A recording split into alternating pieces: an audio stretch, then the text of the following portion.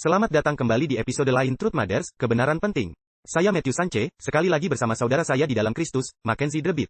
Selamat datang, Mackenzie. Selamat datang, Matt. Kita memiliki beberapa hal yang sangat penting untuk dilanjutkan karena di pertemuan terakhir, kita kehabisan waktu.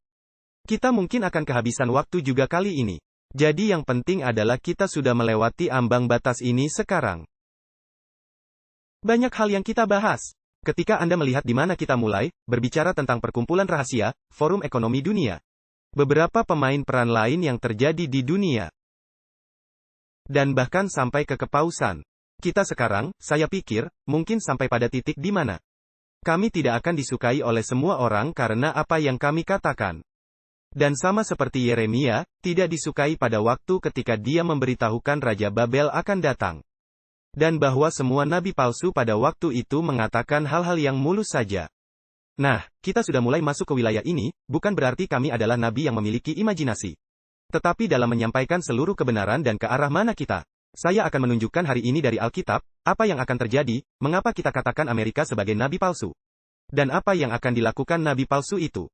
Kami telah melewati batas ini. Dan kami ingin berusaha serajin mungkin dalam melayani saudara-saudari dalam memberikan informasi ini. Jadi episode ini dapat meluas ke seluruh seri. Topik ini adalah nomor 2. Dan kita tahu, setidaknya ada satu lagi topik setelah ini. Tetapi kami berdua merasa sangat penting untuk menjadi selengkap dan sedetail mungkin pada topik ini.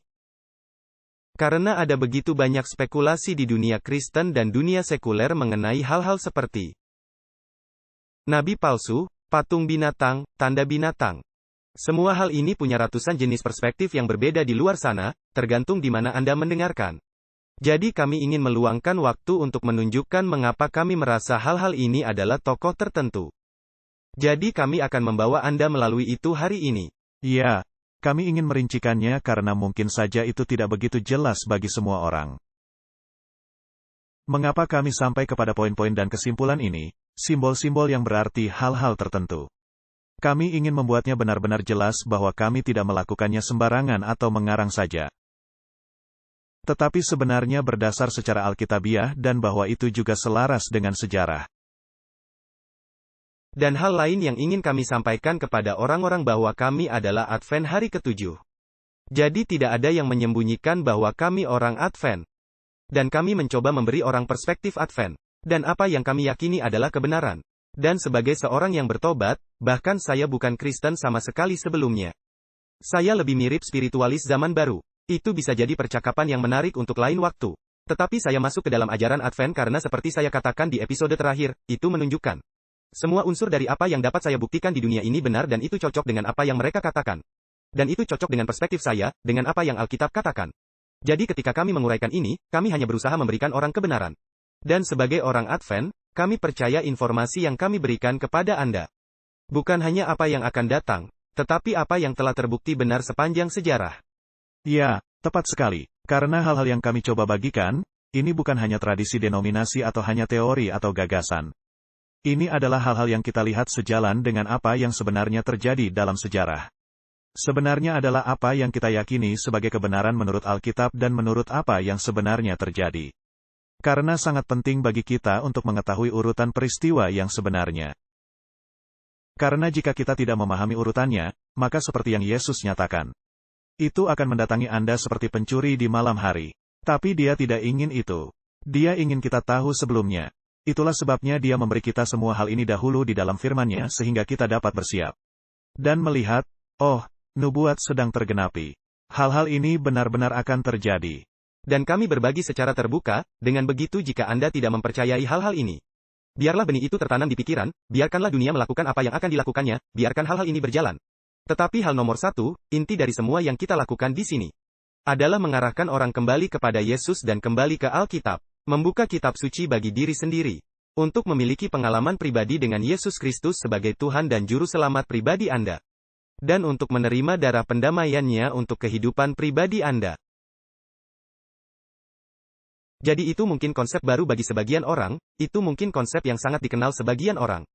Tetapi itulah tujuan dari seluruh program ini, yaitu untuk menunjukkan ke orang-orang, Yesus dalam kepenuhannya. Itulah kasih Kristus dalam memperingatkan anak-anaknya tentang apa yang akan terjadi. Sehingga begitu itu terjadi, kita akan percaya sumber dari mana itu berasal. Kebenaran penting Amerika, Agen Setan, Bagian 2.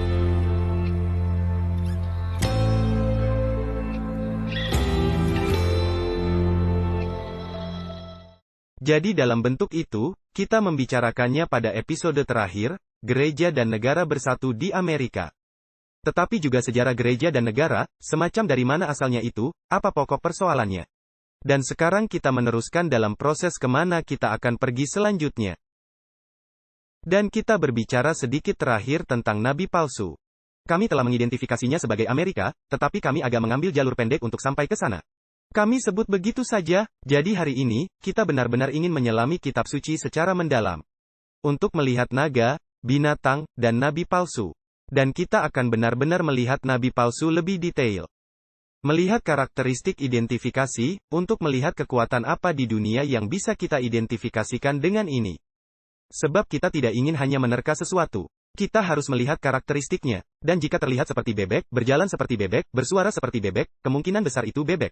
Kemungkinan besar bebek. Ya, jadi kami ingin mencoba menunjukkan matematikanya dan bagaimana kami sampai pada kesimpulan ini. Dan menunjukkan sedikit, sekedar saja, apa yang akan dilakukan nabi palsu ini. Untuk membuat gereja dan negara bersatu di Amerika oleh kehendak bebas rakyat, bukan dengan kekuatan militer. Jadi untuk itu, mari kita mulai dengan menampilkan video yang kami rujuk di episode terakhir tetapi tidak benar-benar ditampilkan. Dan beberapa orang merasa bahwa kami mengambil video yang kami komentari di luar konteks. Jadi kami ingin pemirsa menonton video ini sendiri sehingga mereka dapat melihat konteks yang diucapkan. Mari kita simak. Alasan kita memiliki begitu banyak peraturan yang berlebihan di negara kita adalah karena gereja sepakat. Gereja seharusnya mengarahkan pemerintah. Pemerintah tidak seharusnya mengarahkan gereja. Bukan itu yang dimaksudkan oleh bapak-bapak pendiri kita. Dan saya bosan dengan sampah pemisahan gereja negara ini. Itu tidak ada dalam konstitusi. Itu dalam surat yang bau, dan itu tidak berarti apa-apa seperti yang mereka katakan. Baik, Mackenzie, apa pendapatmu tentang pernyataan itu dalam konteks sebenarnya? Dia berbicara di mimbar, di gereja, mengatakan bahwa gereja seharusnya mengarahkan pemerintah. Bagaimana Anda memahami konteks itu? Saya tidak berpikir ada cara untuk mengambilnya di luar konteks. Dia sangat lugas, dia sangat jelas, dia sangat spesifik. Tidak ada cara lain agar Anda dapat memahami apa yang dia katakan. Dia bilang, dia muak dengan sampah gereja dan negara. Dan itu harus berakhir. Kita membutuhkan gereja di atas negara. Begitulah seharusnya, itu tidak ada dalam konstitusi. Dia sangat jelas, dan ini sebenarnya sangat menonjol saat ini. Terutama jika saya bisa menyebut sisi konservatif. Karena mereka memiliki pandangan yang berbeda. Sekarang, dalam perspektif kami, itu bukan sayap kanan atau sayap kiri. Jadi kami tidak mempromosikan sayap kiri atau sayap kanan karena kami pikir saat ini ada masalah di kedua sisi. Karena kami tidak setuju dengan beberapa nilai-nilai di sayap kiri. Tetapi kami juga tidak setuju dengan penghapusan pemisahan gereja dan negara itu. Karena itulah tepatnya inti dari konstitusi. Itulah tepatnya dasar pembentukan Amerika. Yaitu memisahkan diri dari penganiayaan yang dilakukan gereja atas orang-orang. Dan sekarang tampaknya kita ingin benar-benar mengabaikannya, dan ingin gereja memerintah negara lagi. Dan kita akan segera kembali ke zaman kegelapan. Dan beberapa dari orang-orang ini, saya pikir, tahu itu. Yang lain, mungkin tidak tahu apa yang mereka katakan. Mereka berpikir, oh, Tuhan kembali lagi ke negara ini, itu akan luar biasa. Tetapi pada akhirnya itu tidak akan menjadi baik. Ya, dan ada orang yang berkata, pertama-tama tidak ada bahasa khusus ini, pemisahan gereja dan negara, dimanapun. Ini adalah hal yang tersirat. Dan itu cukup jelas tersirat. Dan seperti yang kita lihat di episode terakhir mengapa itu diperlukan. Itu sebab penganiayaan dari gereja Inggris dan kepausan, yang pada saat yang sama mereka menganiaya umat Tuhan dalam nama Tuhan. Itu roh yang sama, entitas yang sama di belakangnya, yang akan kita lihat hari ini. Tetapi kita juga melihat, orang mengatakan bahwa tidak ada penolakan yang terjadi atas gereja dan negara bersatu. bahwa mereka hanya melihat hal-hal semacam ini di channel kami. Nah, salah satu cara menjawabnya, sebenarnya mereka telah mengatakannya. Seperti yang kita lihat Bubet dan Gubernur Pennsylvania lainnya atau calon Gubernur Pennsylvania telah mengatakannya. Serta banyak orang Republikan terkemuka dan sesuatu yang disebut reformasi apostolik baru. Yang akan kita bahas dalam video baru beberapa saat mendatang. Semua kekuatan-kekuatan ini mulai mengatakan hal-hal ini. Tapi hal kedua, Nuh memperingatkan orang-orang tentang air bah selama 120 tahun sebelum itu sungguh terjadi. Namun pada hari pertama dari 120 tahun itu, mungkin tidak akan terdengar seperti ada orang yang membicarakannya atau memikirkannya. Jadi kami mencoba membuat orang-orang sedini mungkin menyadari hal ini. Karena kami tidak ingin itu menjadi jam ke-11, atau detik-detik terakhir, jam ke-12. Dan mereka baru mendengar hal-hal ini untuk pertama kalinya. Mereka baru terpaparkan. Jadi kami berharap untuk berada di ujung depan pesan peringatan ini dalam arti bahwa orang-orang yang mulai melihat dunia dan melihat sesuatu yang salah, seiring gerakan moralitas untuk kembali ke Tuhan ini. Di mana kita akan melihat pada titik tertentu mendapat bantuan supranatural. Bahwa mereka tidak tertarik ke dalamnya. Tetapi ditarik ke dalam firman Tuhan dan hubungan dengan Yesus. Karena itu akan menjadi satu-satunya cara untuk mengatasi semua ini. Ini hampir seperti, jika saya bisa menggunakan istilah ini, sindrom Stockholm patriotik, bahwa mereka seperti menempatkan sesuatu pada orang, sebab mereka memberi Anda sesuatu yang tidak Anda sukai. Kemudian mereka memberi Anda pilihan untuk memilih. Ini belum tentu pilihan yang tepat, tetapi sepertinya pilihan yang relatif baik.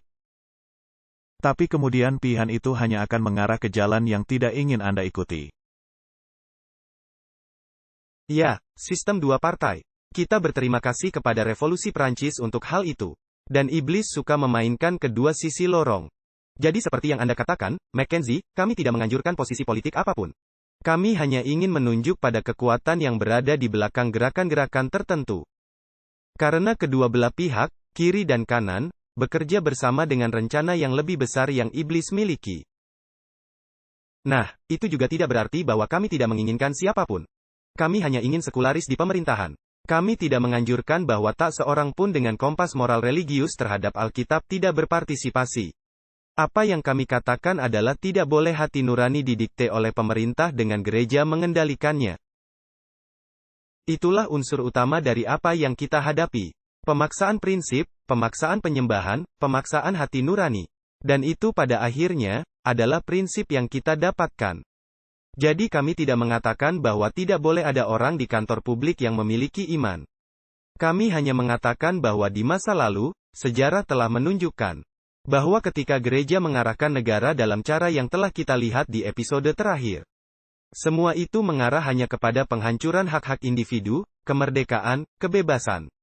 Hal-hal yang sebenarnya membentuk konstitusi dan hak asasi manusia. Semua tentang individu dalam sistem itu. Dan ketika gereja akhirnya menjalankan pemerintahan dengan sudut pandang tertentu tentang agama, maka semua hak-hak individu dihilangkan dan tunduk pada kebaikan bersama. Jika itu masih ada dalam beberapa bentuk, itu selalu tunduk pada kebaikan bersama, yang telah kita bahas rinci.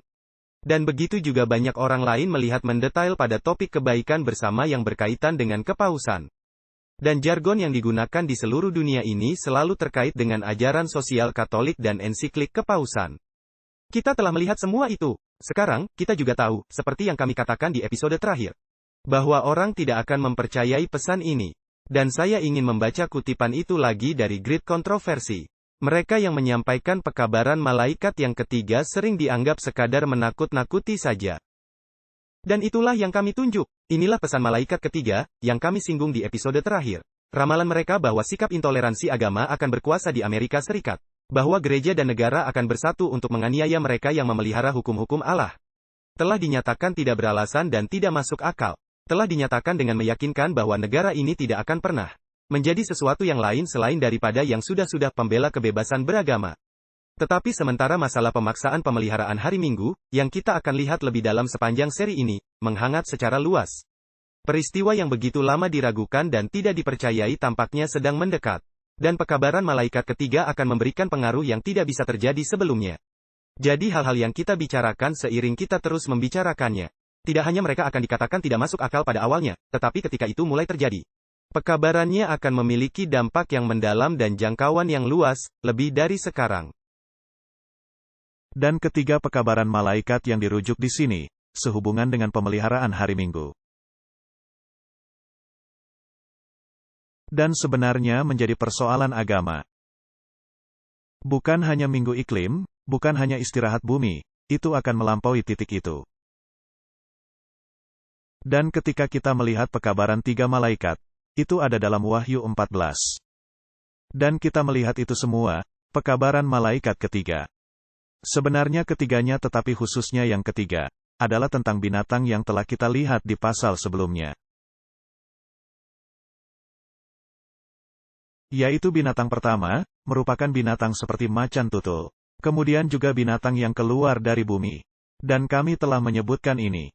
Tetapi kami ingin menguraikannya karena ada hubungan antara binatang itu dengan naga dan nabi palsu. Dan kami ingin membawa Anda kembali dan menjelaskan ini secara menyeluruh. Sehingga kita tahu persis di mana kita bertumpu. Jadi mari kita lakukan itu sekarang. Mari kita mulai melakukan perjalanan melalui kitab suci. Dan mulai benar-benar memahami mengapa kita tidak perlu memiliki pendapat tentang siapakah figur-figur ini dan melambangkan apa mereka, bahwa Alkitab menafsirkan dirinya sendiri. Dan akan memberitahu kita informasi yang dibutuhkan untuk memahami siapa semua pemeran ini. Jadi kita melihat di episode terakhir bahwa konsep pemisahan gereja dan negara berasal dari penganiayaan. Kita melihat dari artikel Britannica bahwa setelah Kekaisaran Romawi di Barat runtuh, hanya orang-orang gereja saja yang tersisa yang berpendidikan. Dan gereja Roma menjadi pusat kekuatan duniawi dan rohani.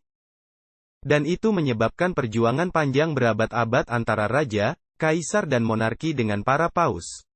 Dan kemudian datanglah negeri baru ini, negeri kebebasan, negeri hak individu dan kebebasan. Tapi sekarang setelah kita memahami itu, kita sebenarnya akan mundur. Karena bagian dari cerita yang kami ceritakan di episode terakhir itu adalah salah satu pertempuran yang terjadi dalam peperangan yang jauh lebih besar. Dan saya pikir penting untuk memberitahu orang-orang bahwa ketika kita menunjuk ke Amerika dan kepausan, itu sebenarnya bukan pemain utama di balik semua hal ini. Jadi kita akan mulai dalam kitab Kejadian. Dan kita akan melihat perang yang dijanjikan ini yang akan terjadi sepanjang sejarah bumi antara dua tokoh. Sekarang, sebelum kita ke sana, saya hanya ingin membuat satu pernyataan lagi tentang apa yang baru dikatakan. Dan itu adalah, jelas masih ada orang-orang yang mengenal kebenaran dan memiliki Alkitab. Ya, gereja mengendalikan sepenuhnya hal ini. Dan mereka berusaha untuk menanamkan semua orang dengan pemikiran mereka. Tetapi ada alasan mengapa Amerika dibentuk, ada alasan mengapa ada Protestantisme. Dan mengapa sampai semua hal ini terjadi sebab orang-orang memang melihat. Jadi sepanjang sejarah, masih ada orang-orang yang memiliki Alkitab dan kebenaran. Tetapi mereka hanyalah suatu kelompok kecil. Dan Tuhan tidak pernah memiliki suatu masa di mana Dia tidak memiliki orang-orang yang mengikuti kebenarannya. Dia telah mampu mempertahankan itu sepanjang sejarah, sepanjang penganiayaan, abad kegelapan, segalanya. Dan Dia masih memiliki orang-orang yang menyatakan kebenaran. Dan saya hanya ingin menambahkan itu, karena di seluruh konsep abad kegelapan, itu bisa tampak sangat suram, seperti tidak ada yang tersisa. Tetapi dahulu ada dan tetap ada. Itulah sebabnya kita bahas sekarang, sehingga orang bisa bangun dan melihat, hei, hal-hal tergenapi. Bangunlah, dan orang-orang akan melihat, karena kita memiliki akses yang mudah sekarang kepada Alkitab dan kebenarannya untuk membacanya dan belajar bagi diri kita sendiri. Jadi ya, kita akan kembali ke kitab Kejadian dan mulai dari awal. Dan disitulah kita harus mulai, karena kitab Kejadian hingga kitab Wahyu adalah satu kisah. Itu satu penyataan tentang Yesus Kristus dan rencana keselamatan. Jadi mari kita lihat Kejadian 3 ayat 14-15. Dikatakan, lalu berfirmanlah Tuhan Allah kepada ular itu, saya akan lompat ke ayat 15. Aku akan mengadakan permusuhan antara engkau dan perempuan ini, antara keturunanmu dan keturunannya. Keturunannya akan meremukkan kepalamu, dan engkau akan meremukkan tumitnya. Jadi hal pertama yang ingin kami dirikan adalah pemain di sini yang Tuhan ajak bicara adalah ular. Kebanyakan orang sudah tahu siapa sosok itu, yaitu iblis. Tapi kita akan melihatnya lebih dekat sebentar lagi. Pertanyaannya menjadi, siapa perempuan di ayat 15, aku menaruh permusuhan antara engkau dan perempuan itu. Dan kita lihat beberapa contoh, kita bisa temukan di banyak tempat, seperti, Yeremia 6 ayat 2, Efesus 5 ayat 23, 2 Korintus 11 ayat 2. Ini semua menunjuk pada satu konsep kunci. Ketika Anda melihat perempuan dalam gaya bahasa nubuatan. Apa artinya itu Mackenzie?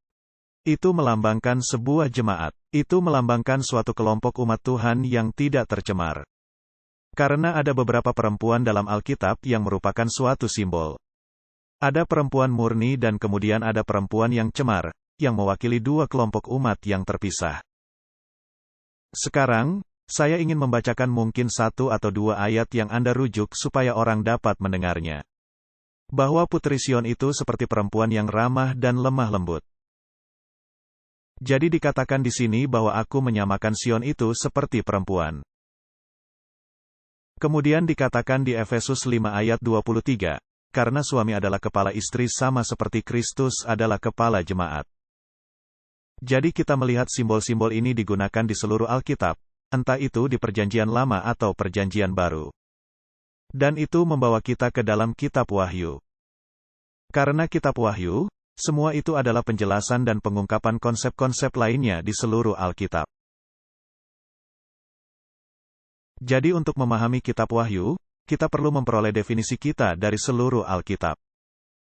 Jadi, itulah yang kita lakukan. Lalu itu membawa kita kepada Wahyu. Dan kita melihat awal peperangan ada di Kitab Kejadian, mereka berada di Taman Eden.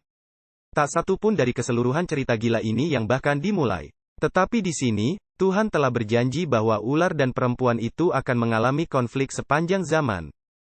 Kemudian pada saat kita sampai pada Kitab Wahyu, kita melihat ular ini sekarang digambarkan sebagai naga. Wahyu 12 ayat 17, maka marahlah naga itu kepada perempuan itu, lalu pergi memerangi keturunannya yang sisa. Lalu ayat itu memberikan dua karakteristik pengenalan tentang siapa keturunan sisa ini. Mereka adalah, yang menuruti hukum-hukum Allah dan memiliki kesaksian Yesus. Sekarang, saya dapati ini menarik bahwa di dalam Kitab Kejadian kita melihat ular ini. Dalam Kitab Wahyu, kita melihatnya sebagai naga. Apakah kita memiliki ayat-ayat Alkitab yang memberitahu kita entitas apa yang digambarkan sebagai naga dan ular? Karena saya perhatikan di kolom komentar, yang mana itu sangat membantu ketika Anda berbagi, komentar, sukai. Itu memberikan informasi kepada orang lain dan kami membaca komentarnya dan kami lihat yang kalian katakan. Kami menghargai dukungannya dan kami bahkan menghargai para penentang. Mereka yang tidak percaya, karena Anda datang dan mencoba dan mencari. Jadi kami berterima kasih untuk itu. Kami melihat salah satu komentator berkata, "Yah, naga itu adalah Vatikan." Tetapi mari kita lihat apakah Alkitab memberitahu kita siapa naga itu. Ya, Wahyu 12 ayat 9, menghentikan spekulasi apapun yang sekiranya ada tentang siapa naga dan ular itu. Dan naga besar itu, si ular tua, yang disebut iblis atau Satan, yang menyesatkan seluruh dunia, dilemparkan ke bawah. Saya ingin pergi sekarang ke Wahyu 20 ayat 2 dan melihat apakah ada sesuatu yang lain untuk menetapkan ayat ini.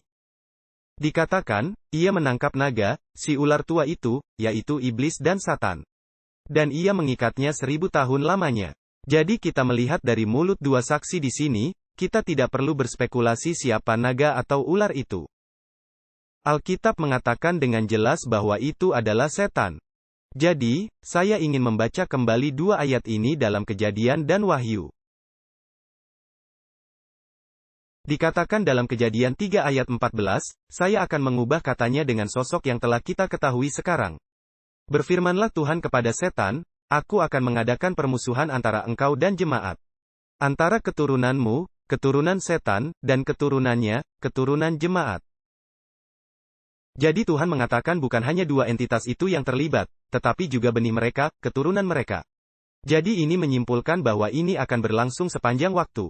Sekarang, mari kita baca Wahyu 12 ayat 9 lagi dengan figur-figur yang telah kita kenali. Dan setan dicampakkan, Wahyu 12 ayat 17. Maka marahlah setan itu kepada jemaat itu, lalu pergi memerangi apa yang tersisa dari jemaat. Dan bagaimana Anda tahu mana yang tersisa dari jemaat Tuhan? Mereka yang menuruti hukum-hukum Allah dan memiliki kesaksian Yesus. Kita tidak akan membahas ini sekarang, tetapi jika Anda tanya 100 orang Kristen, apa itu kesaksian Yesus? Anda mungkin memperoleh 100 jawaban berbeda. Tetapi kita melihat bahwa Alkitab sekali lagi memberitahu kita dengan tepat apa kesaksian Yesus itu. Ketika kita melihat ayat ini. Namun sebelum kita membaca ayat ini, adalah sangat penting sekali lagi. Bahwa kita tidak menempatkan ide-ide kita sendiri pada konsep-konsep yang terbalik. Jadi dikatakan di sana, bahwa dia marah kepada keturunannya yang sisa, yang melakukan apa? Menuruti hukum-hukum Allah, dan itu tidak dikatakan boleh kurang satu atau kurang dua. Melainkan dikatakan semua perintah Allah, dan yang memiliki kesaksian Yesus. Nah, jika Anda tidak belajar, Anda mungkin sekedar berpikir, oh, itu berarti saya katakan saya cinta Yesus. Tetapi sebenarnya bukan itu maknanya. Jadi untuk memperjelas, kita pergi ke Wahyu 19 ayat 10, dan ini menjelaskan segalanya. Maka tersungkurlah aku di kakinya untuk menyembah dia, tetapi ia berkata kepadaku, janganlah berbuat demikian. Aku adalah hamba, sama dengan engkau dan saudara-saudaramu, yang memiliki kesaksian Yesus. Kemudian dia memberikan definisinya. Sembahlah Allah, karena kesaksian Yesus adalah roh nubuat. Jadi kelompok orang ini menuruti hukum-hukum Allah, ditambah mereka memahami dan memiliki roh nubuat. Itu sangat-sangat penting, terutama ketika bergerak maju dan berbicara tentang waktu yang kita jalani saat ini. Itulah faktor yang menunjukkan siapa umat Tuhan dan siapa yang mengikuti Tuhan dan siapa yang tidak. Karena jika mereka tidak memahami nubuat, atau nubuat mereka 80% benar atau 50% benar. Dan kita memiliki adanya orang-orang intelektual ini. Atau, bahkan nabi-nabi yang orang katakan, ya, mereka punya tingkat kesuksesan yang sangat tinggi. Seperti Nostradamus memiliki tingkat kesuksesan 10% dan orang-orang berpikir dia luar biasa, bukan? Ya, tapi ini mengenai apakah itu kebenaran atau bukan kebenaran. Alkitab tidak seperti 50% benar atau 20% benar. Kita perlu memahami, bahwa Alkitab itu 100% benar. Dan jika pemahaman kita tidak berhasil, maka itu salah kita, dan bukan kesalahan Alkitab. Dan kita perlu pergi melihat di mana kesalahan kita dalam menafsirkan apa yang Alkitab coba katakan kepada kita. Jadi kita memiliki umat yang menuruti hukum-hukum Allah dan mereka memiliki kesaksian Yesus, yaitu roh nubuat. Jadi ini adalah dua karakteristik identifikasi utama untuk coba memahami siapa umat sisa tersebut. Dan ketika saya sampai pada pemahaman kebenaran, saya terus melihat deskripsi ini, siapakah umat sisa itu? Karena pada akhirnya itulah gereja yang ingin saya ikuti, bukan? Pada akhirnya, saya tidak peduli denominasi apa, saya tidak peduli sistem kepercayaan apa. Saya ingin kebenaran. Dan begitu Anda sampai pada kebenaran, Alkitab adalah kebenaran. Maka Anda harus mencari tahu, siapa umat sisa ini? Dan dua karakteristik yang diberikan di sini, dan ada yang lain di sepanjang Alkitab yang tidak kita singgung hari ini. Tetapi kedua karakteristik ini, mendiskualifikasi mayoritas denominasi Kristen di dunia. Faktanya, sebagian besar menyatakan hukum telah dipakukan di kayu salib. Dan kebanyakan bahkan tidak menyentuh nubuatan. Apalagi menjelaskannya dan mencoba mengajarkannya dan membantu orang memahaminya. Dan itu mencakup keseluruhan kitab Daniel dan keseluruhan kitab Wahyu. Beberapa denominasi katakan itu tidak dimaksudkan untuk dibaca. Namun tertulis dalam pasal pertama, berbahagialah mereka yang membaca dan memahami. Jadi kita melihat bahwa jika Anda ingin menjadi bagian dari umat sisa, Alkitab berkata. Bukan Matt dan Mackenzie, bukan Advent hari ke-7. Alkitab berkata, gereja apapun itu, dia perlu memiliki hukum-hukum Allah dan kesaksian Yesus yaitu roh nubuat. Jadi, sekarang kita sudah maju sedikit. Dan untuk melanjutkan dari itu, tentang menghubungkan umat sisa ini dan juga menghubungkan perempuan itu. Jika Anda melihat dalam Wahyu 7, Anda memiliki istilah yang sangat mirip ini. Ada kelompok khusus ini, yaitu 144.000, dan dikatakan mereka masih perawan. Tapi kita tahu mereka tidak secara harfiah perawan. Ini adalah simbol, ini ada dalam kitab Wahyu. Ini merupakan pernyataan nubuatan. Jadi gadis-gadis itu berarti mereka perempuan, mereka adalah jemaat. Tapi apa artinya perawan? Itu berarti mereka tidak tercemar. Jadi itu berarti bahwa mereka memiliki doktrin yang benar dan lurus. Jadi gadis-gadis ini, Itu berarti bahwa mereka menaati hukum-hukum Allah. Dan mereka memiliki iman Yesus, kesaksian Yesus. Dan kami tidak menganjurkan menuruti hukum demi keselamatan Anda. Bukan itu intinya. Kita bukan legalis. Kami tidak bilang Anda perlu menuruti hukum demi keselamatanmu. Dalam arti bahwa Anda menghasilkan keselamatanmu dengan menurutinya. Tetapi Paulus mengatakan, iman tanpa perbuatan adalah mati. Dan apa tanda perbuatan Anda? Yaitu Anda berbuat sebagaimana Yesus. Apakah Yesus melanggar dalam satu hukum? Apakah dia memiliki setitik dosa pada dirinya, yang disebut pelanggaran hukum? Dan hukum yang dibicarakan adalah hukum moral, hukum Allah, hukum kekal dan abadi. Yang berada di dalam tabut perjanjian, di bawah tutup pendamaian. Di mana darah Yesus dipercikkan untuk menebus dosa-dosa, sebab pelanggaran hukum. Jadi karena dia tidak punya dosa dan dia berkata, jadilah seperti aku. Dan dia berfirman, jika kamu mengasihi aku, turutilah perintah-perintahku. Apa yang Anda lakukan dengan menaati perintah-perintah itu bukanlah mencoba untuk menghasilkan keselamatan Anda melalui perbuatan. Tetapi menunjukkan iman Anda dengan menjadi lebih seperti juru selamatmu. Aku di dalam Kristus dan Kristus di dalam aku. Seperti apa bentuknya? Itu akan terlihat sebagai proses pengudusan. Dan tidak bermaksud untuk keluar topik, tetapi banyak gereja-gereja hari Minggu yang mengatakan, oh, kaum Advent dan doktrinnya itu kelewatan, itu seperti legalisme.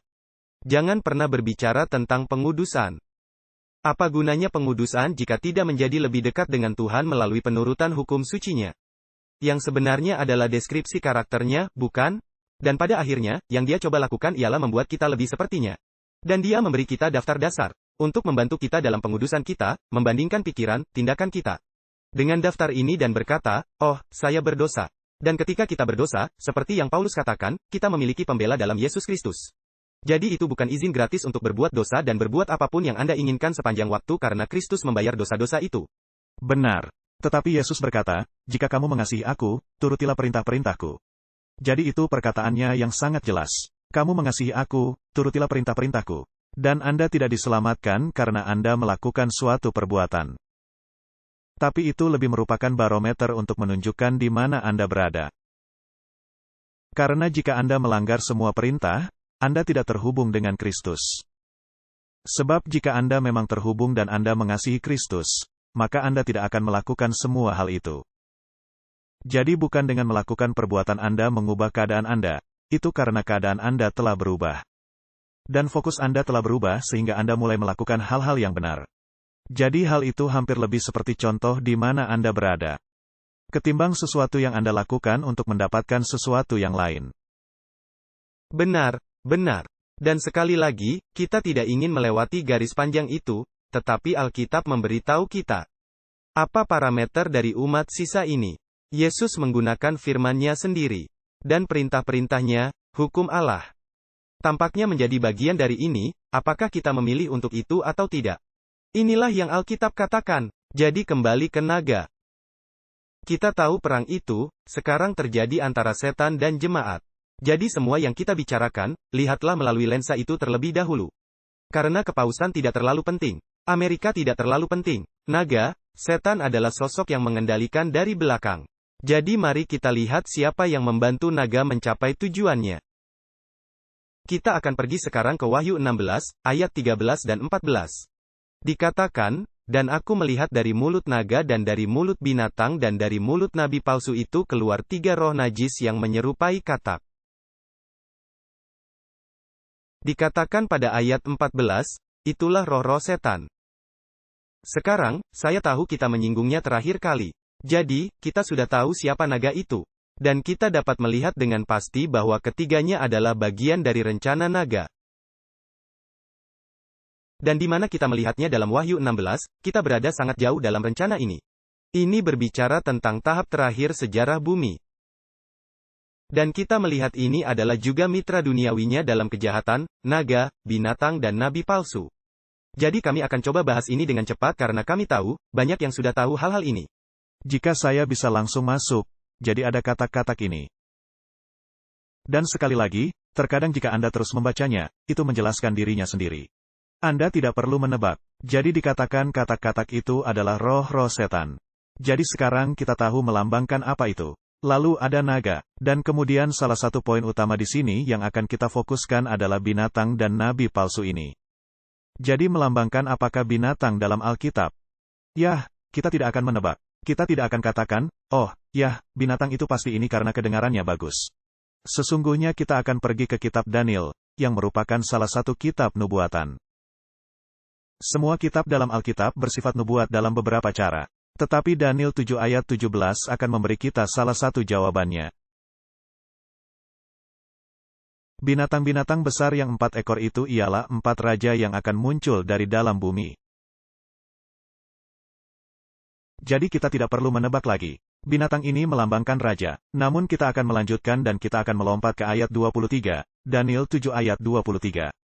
Maka demikianlah katanya, binatang yang keempat itu ialah kerajaan yang keempat yang akan ada di bumi. Yang akan berbeda dengan segala kerajaan dan akan menelan seluruh bumi. Dan akan menginjak-injaknya dan meremukkannya. Jadi kita tidak perlu menebak-nebak. Tidak perlu. Dan ini sama seperti naga dan terima kasih bagi saudara kita komentator, yang mengatakan naga itu adalah Vatikan. Nah, sekali lagi, biarkan Alkitab menafsirkan dirinya sendiri. Karena saya melihat orang mengatakan binatang adalah individu. Dan mereka bisa dalam arti raja-raja kerajaan itu. Tetapi ketika Anda kembali ke Daniel, itu langsung menuliskan nama dari 3 kerajaan pertama di bumi. Nama-nama mereka disebutkan, meskipun itu tahun 600 sebelum Masehi, pada zaman Daniel, sebelum kerajaan-kerajaan ini muncul. Alkitab langsung memberitahu Anda 4 kerajaan di bumi. Yang pertama adalah Nebukadnezar, Raja Babel. Kemudian dia secara khusus menyebut Medo-Persia sebagai kerajaan kedua. Kemudian dia bahkan memberitahu Anda nama Yunani, saya yakin itu ada di Daniel 8 sebagai kerajaan ketiga. Dan kemudian penjelasan untuk kerajaan keempat adalah memberikan keterangan ciri-ciri seperti kuasa tanduk kecil. Dan itu memberi Anda beragam Gigi dari besi. Tepat sekali.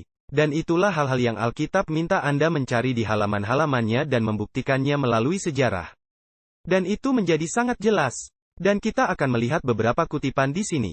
Tentang mengapa binatang keempat ini haruslah melambangkan kekaisaran Romawi dan Roma Kepausan. Tetapi mari kita lanjutkan, karena kita melihat keterangan binatang ini di kitab Daniel. Tetapi kemudian kita melihat dalam Wahyu 13, menggambarkan kekuasaan yang sama seperti di Daniel 7. Wahyu 13 ayat 2, binatang yang kulihat itu serupa dengan macan tutul. Dan kakinya seperti kaki beruang dan mulutnya seperti mulut singa. Jadi sebelum saya melanjutkan ke bagian berikutnya dari ayat ini, kita melihat bahwa kerajaan ini terdiri dari singa, beruang, dan macan tutul.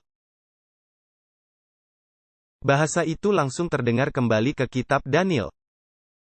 Dan dikatakan itu akan menjadi gabungan dari 3 kerajaan sebelumnya, yang dilambangkan oleh binatang-binatang itu dalam satu bentuk atau wujud. Tapi saya pikir bagian kedua dari ayat ini yang akan benar-benar menetapkan apa yang kita hadapi. Jadi kerajaan inilah yang merupakan perpaduan dari kerajaan-kerajaan sebelumnya. Dikatakan pada lanjutannya dalam Wahyu 13 ayat 2. Dan naga itu, setan, memberikan kepadanya kekuatannya, dan tahtanya dan kekuasaannya yang besar.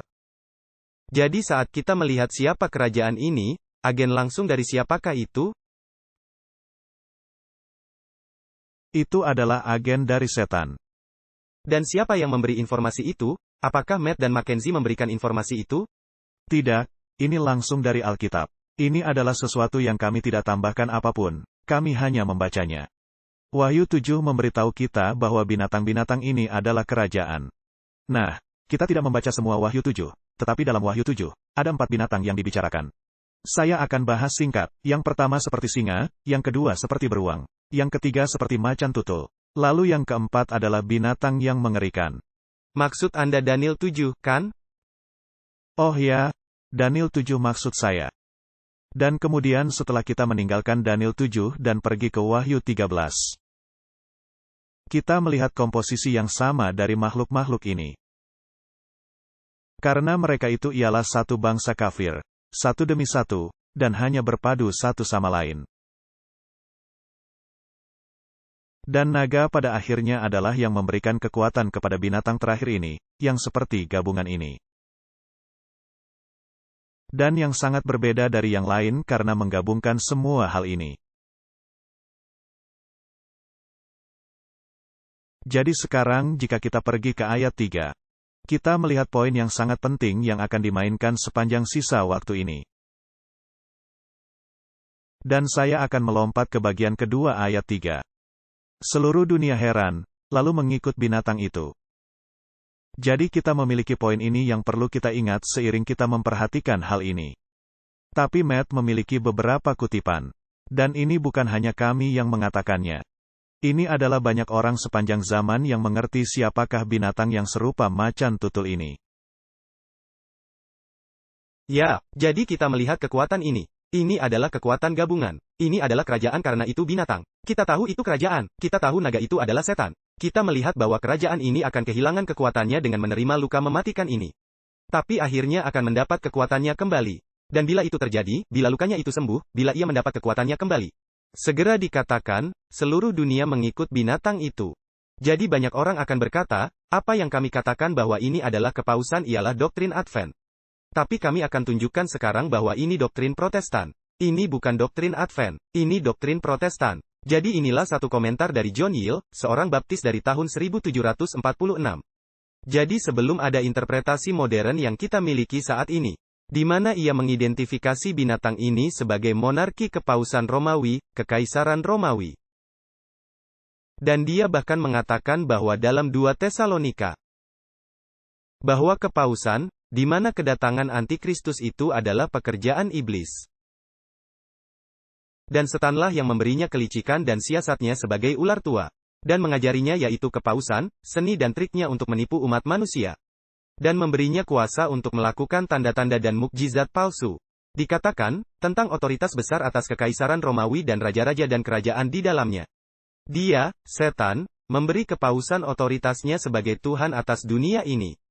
Yang Kristus tolak dari setan, berpura-pura menjadi penguasa bahkan atas kerajaan-kerajaan dunia dan kemuliaannya. Ya, menganggap dirinya semua atas kuasa di surga, bumi dan neraka, ditandai dengan mahkota bertingkat 3. Yang telah kita lihat sebelumnya. Dan kami akan tunjukkan di sini, pada dorongan iblis. Sehingga tampaknya dia bukan wakil Kristus, tetapi wakil iblis. Dan bukan penerus Petrus, tetapi penerus setan. Nah, ini hanya satu orang, yaitu John Yale, seorang gereja baptis. Izinkan saya membaca sesuatu dari beberapa bapak pendiri reformis Protestan. Ini kutipan dari John Calvin. Beberapa orang berpikir kita terlalu keras dan mencela ketika kita menyebut Paus Roma sebagai antikristus. Saya akan menunjukkan singkat bahwa kata-kata Paulus dalam 2 Tesalonika tidak mampu menafsirkan apapun selain menerapkannya pada kepausan. Inilah Thomas Cranmer. Karenanya ia mengikuti Roma untuk menjadi tahta antikristus dan Paus menjadi antikristus sendiri. Saya dapat membuktikan hal yang sama melalui banyak ayat Alkitab, penulis lama dan alasan yang kuat. John Knox mengatakan, Paus adalah antikristus, manusia durhaka yang Paulus bicarakan. Inilah Martin Luther. Kita di sini dengan keyakinan bahwa kepausan adalah tahta antikristus yang benar dan nyata. Jika Anda tidak berjuang sepenuh hati melawan pemerintahan Paus yang jahat, Anda tidak dapat selamat. Siapapun yang senang dengan agama dan penyembahan kepausan akan selamanya hilang di dunia mendatang. Saudara Mackenzie, ini bukanlah doktrin gereja Advent. Ini adalah doktrin Protestan sejati. Tidak diragukan lagi bahwa nubuat yang dibicarakan dalam Wahyu 13 sehubungan dengan binatang pertama. Dan binatang yang dilambangkan dengan naga, binatang dan nabi palsu. Tanpa diragukan lagi adalah kepausan, Katolik Roma. Dan sejarah menunjukkan bahwa itu sangat cocok sekali dengan nubuatan ini. Iya, ada begitu banyak bukti. Sekarang, kita bisa lakukan keseluruhan atau 2 podcast tentang mengapa kepausan menggenapi semua kriteria ini. Karena ada banyak ayat lain, banyak kriteria lain yang dicatatkan. Itu berada di 7 bukit dan Vatikan berada di 7 bukit. Dan ada banyak hal lainnya. Dan semua reformator Protestan lainnya seperti kita kenal, mengetahui dan mengerti perkara ini. Dan ini adalah kunci dan penting untuk memahami Wahyu 16, karena ada naga, ada binatang. Dan jika kita salah mengidentifikasi binatang itu, kita tidak tahu apa yang akan terjadi dan apa gunanya semuanya ini. Tetapi jika kita sekarang dapat mempersempit ini, ada kata-kata ini, yang merupakan roh-roh setan. Dan ada naga, yaitu setan, dan ada binatang, yang merupakan kepausan. Kita hanya memiliki satu yang tersisa, yaitu nabi palsu. Sekarang, sayangnya, kita kehabisan waktu. Ya, sayangnya, kami menyudahinya tepat waktu hari ini. Karena kami ingin mengusahakannya pada 1 jam agar tetap menarik dan tidak membuatnya berlarut-larut. Jadi yang akan kita lakukan adalah mengakhirinya di sini. Dan kami akan membawa episode berikutnya, yang mana seluruh episode akan membahas tentang nabi palsu. Apa yang ingin kami capai dalam yang satu ini, bagi mereka yang belum mengetahuinya, yaitu 2 figur yang kita sudah miliki identitas pastinya.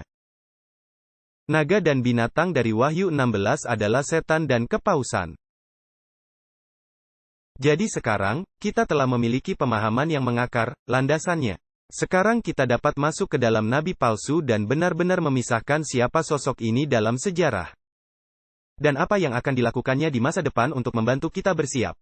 Sebab saat kita menggambarkan apa yang akan datang dan apa yang Alkitab katakan kepada kita yang akan datang, itu akan menjadi sesuatu di mana jika Anda tidak tahu sebelum itu terjadi, hampir tidak mungkin Anda akan dapat bertahan pada tingkat penipuan yang akan datang. Jadi kami berharap dapat mendidik dan memperluas topik ini di episode berikutnya. Kami harap kalian menemukan nilai dalam hal ini. Maaf, kita tidak bisa sampai ke nabi palsu sekarang. Tapi kami sungguh ingin melakukan sebanyak yang kami bisa untuk memberi Anda informasi. Agar berbagi dengan yang lain, dengan pergi ke Alkitab. Bukan dengan mengirim video, yang juga bagus. Tapi kami ingin Anda sungguh membuka Alkitabmu dengan orang lain dan untuk diri Anda sendiri. Dan menjelajahi hal-hal ini seiring Anda mengembangkan hubungan lebih dalam dengan Yesus Kristus. Terima kasih telah menonton, dan pastikan Anda menyukai, berbagi, dan berlangganan. Dan nantikan yang berikutnya karena kami akan potong video di sini tetapi kami akan lanjut merekam. Kami akan segera memberikan yang berikutnya kepada Anda.